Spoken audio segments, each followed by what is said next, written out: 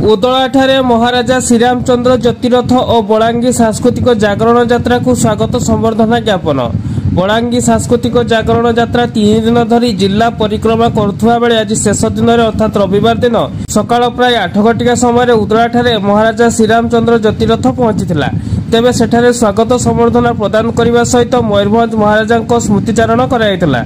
मयूरभंज जिले में ओडिया भाषा साहित्य कला संस्कृत ऐतिह्य एवं पर्यटन विकास पर 2003 मसीह बारिपदार बुढ़ा बलंग चिपट एवं इटाजोड़ी नदीर त्रिवेणी संगम स्थल में अनुष्ठित होता बलांगी महोत्सव कमिटी पक्षर विगत 9 वर्ष धरी जिलार 4टी जाक उपखंडर आदिवासी मध्य सांस्कृतिक समन्वय रक्षा एवं भाईचारार परंपरा को मजबूत करने उद्देश्य एही बलांगी सांस्कृतिक जागरण यात्रा एवं महाराजा श्रीरामचंद्र ज्योतिरथर जिला परिक्रमा कार्यक्रम करा जायथाय।